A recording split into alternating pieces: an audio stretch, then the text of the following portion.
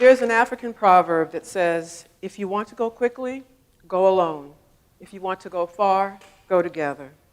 The plan is that we must and will go far in this journey for freedom from mental slavery. And so I stand here before you today as part of something much bigger than myself, representing the heart and soul of the collective efforts of Community Healing Network and the Association of Black Psychologists. So, imagine a world where your intelligence is deemed to be substandard. You graduate from high school valedictorian, but are told that maybe you might get into a state college. Forget private universities in the Ivy League. And you watch your incredibly talented brothers barely finish high school and forever bury their talents in their dreams. Imagine a world where in college you live every day in fear that someone will realize you are an imposter. You do belong in a state college, even though you end up graduating magna cum laude with honors in 2 majors from Yale University. Imagine a world where you get followed in department stores, passed over in favor of other customers in restaurants, skipped for beverage service in first class, denied an apartment because of your race, get asked, how'd you get a PhD?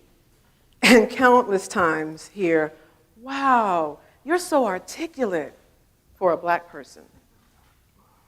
Imagine a world where you go to bed each night praying that your male children make it through another day without falling victim to hands that swore to serve and protect, and hands from a community that struggles not to turn on itself.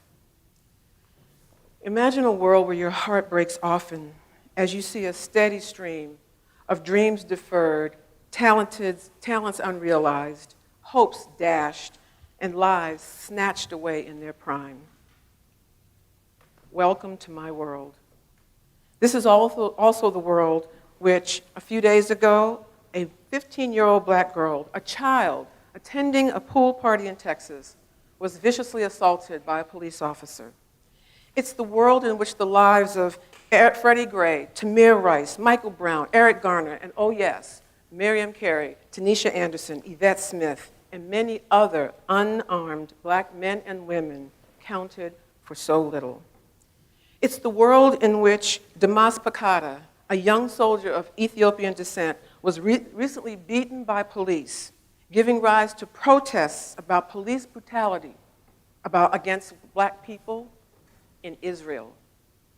It's the world where a police chief in England explained that Afro-Caribbean people are more likely to die from chokeholds because you see their necks are different from the necks of white people. It is the world in which black people everywhere can't breathe. And it is the world I wanted to help change when I became a psychologist. I wanted to understand and build on the incredible resilience in African and African American people, the talent, spirituality, sense of community that I saw in spite of suffocating oppression. And so I went to college and then to graduate school and studied clinical psychology with great enthusiasm, only to be met with great disappointment. You see, my world followed me. I didn't see me or my people in the material I was required to master. I was forced to learn theories and diagnoses that pathologized black people, black children, and black families.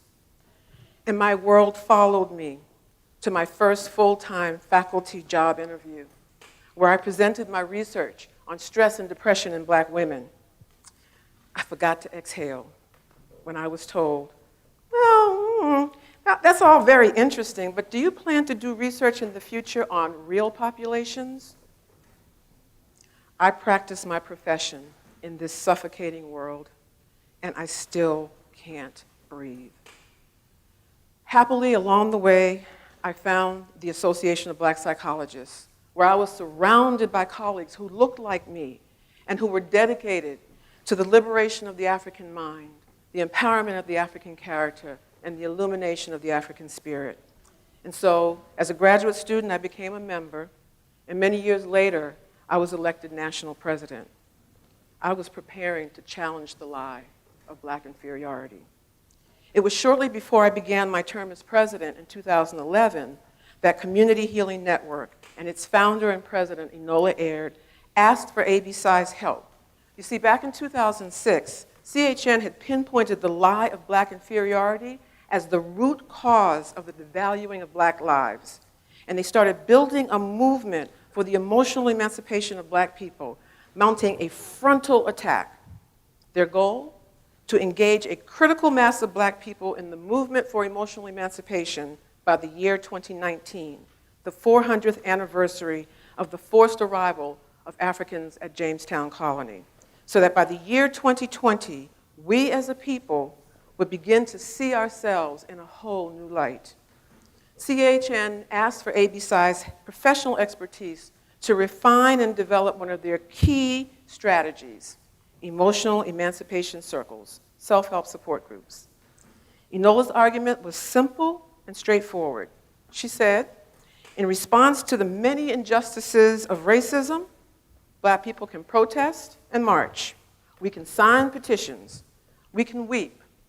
But until we confront and work hard to overturn and overcome from the lie of Black inferiority, we will not change this world that so profoundly devalues Black lives. We can debate, we can legislate, we can litigate. And we've done all of these things for generations. Yet here we stand, disparities and disproportionalities on almost every social indicator. Education, heart disease, employment, income, housing, you name it. The physical enslavement of Black people ended, but the attitudes and behaviors driven by the lie remain part of the cultural air we breathe in America and the world. Our oxygen has been overtaken by the carbon monoxide-filled lie of Black inferiority. And now I realize that, as my daughter put it, God had been stalking my mind and my world, presenting painful racial life experiences to prompt deeper empathy and understanding, offering tools to interpret that slippery, now you see it, now you don't, character of today's racism. You see, when the soul is ready, the path to your destiny will be clear. Now I understood why I couldn't breathe. I realized that everything in my life had prepared me for the opportunity to join a global movement for emancipation from mental slavery. And there entered Community Healing Network with the words of Dr. King, "Somebody told a lie one day." The lie tells us and the world that African people have contributed nothing to humanity, that our lives are not valuable, and we are not worthy of equal rights and fair treatment. The lie devalues just about everything associated with Black people. That lie is everywhere, and no one escapes it. It's like going to Vegas. You're not a smoker, right?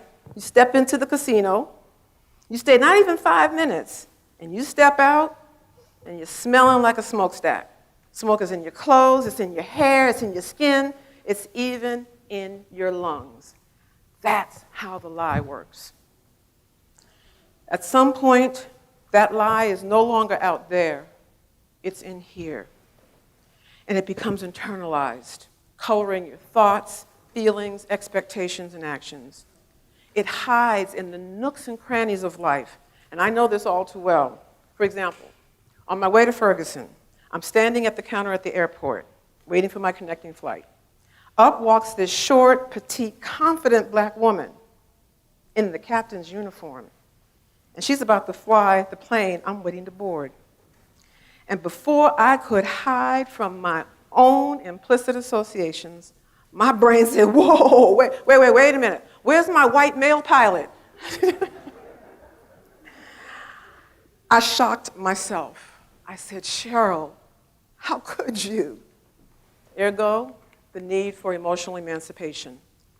These circles are gatherings in which Black people are invited to breathe freely so that we can think more clearly and begin the crucial work of replacing the lie of Black inferiority with the truth of Black humanity, as CHN puts it. And so my journey began. I went to Ferguson in the wake of the killing of Michael Brown, and to Brooklyn in the wake of Eric Garner's non-indictment, and to Baltimore in the wake of the killing of Freddie Gray, to help with community healing from all these traumas.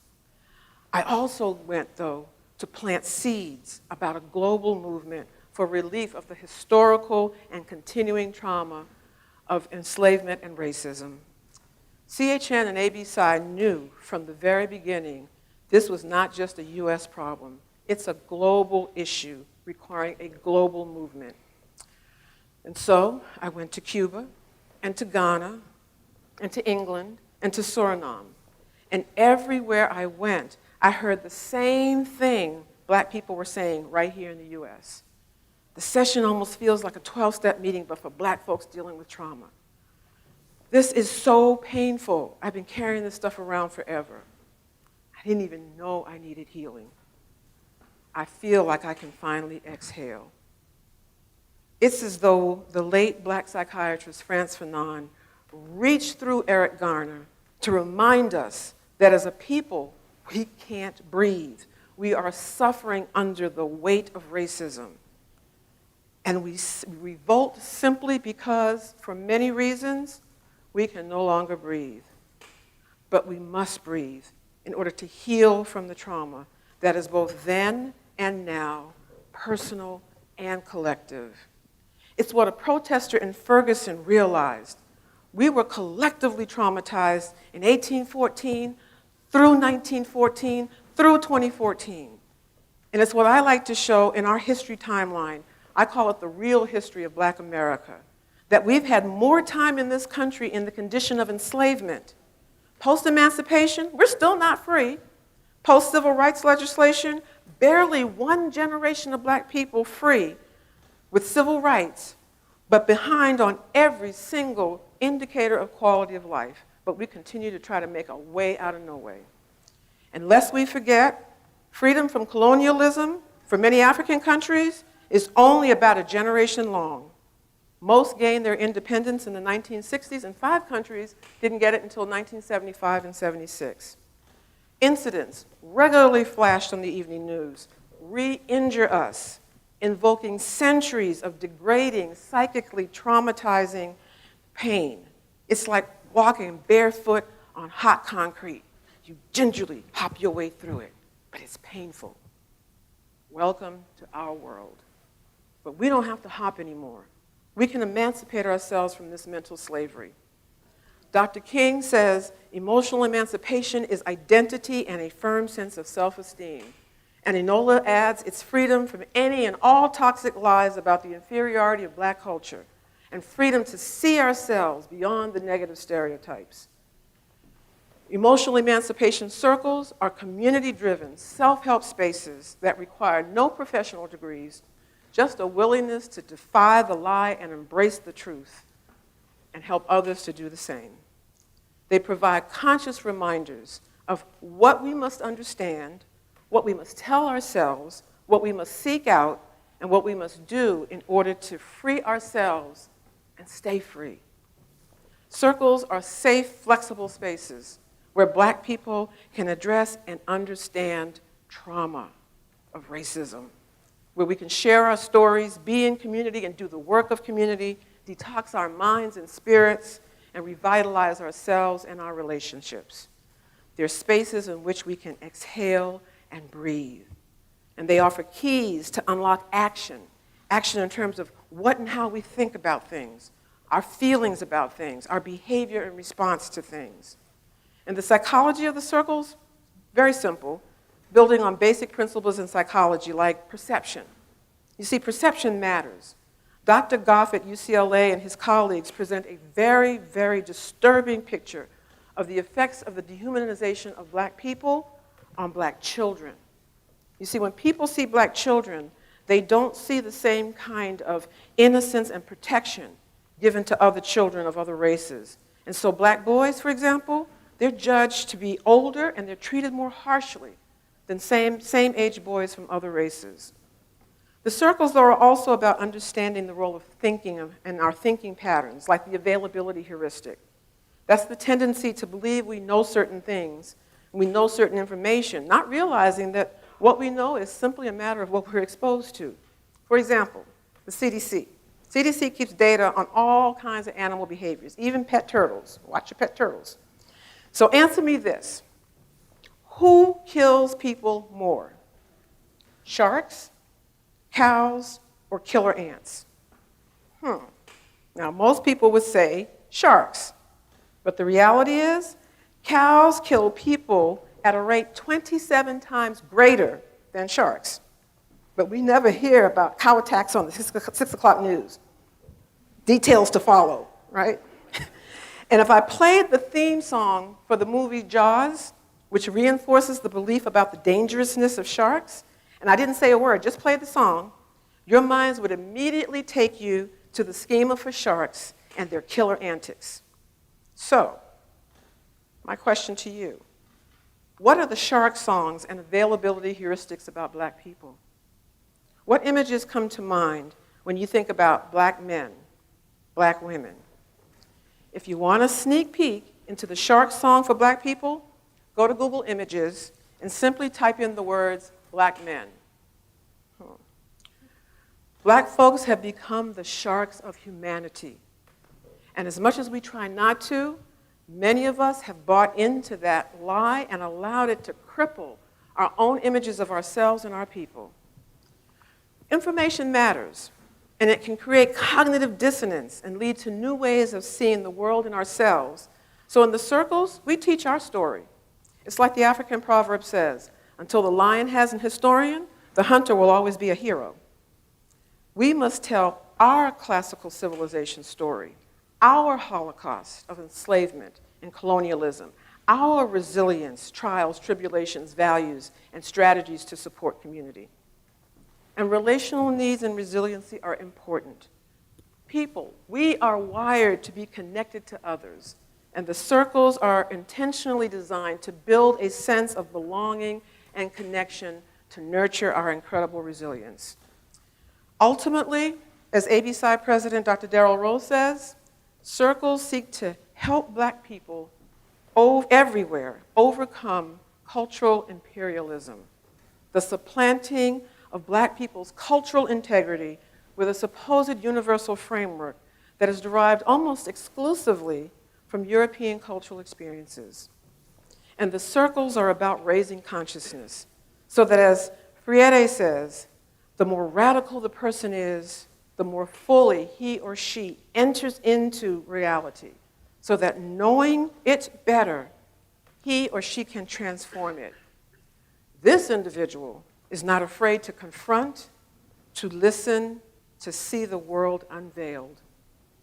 So this movement is CHN's call to counter the lie by putting time for healing at the top of the black community's agenda in the United States and throughout the world. And it's about helping our children defy the lie and learn the truth about who they really are. Like our ancestors before us, we must act as though it is impossible to fail. To the non-black world, I invite you to emancipate yourselves from the lie. It is limiting you as well. To my diaspora and African family, the time is now. Psychological and emotional liberation are the keys to complete freedom and a transformed future for black people. And who else called us to come to this state of dealing with mental slavery? Marcus Garvey, Carter G. Woodson, Du Bois, Fanon, Malcolm X, Dr. King, Steve Biko, Nelson Mandela, and Bob Marley, to name a few. As Garvey said, emancipate yourselves from mental slavery. None but ourselves can free our mind. Won't you help to sing this song of freedom? Thank you.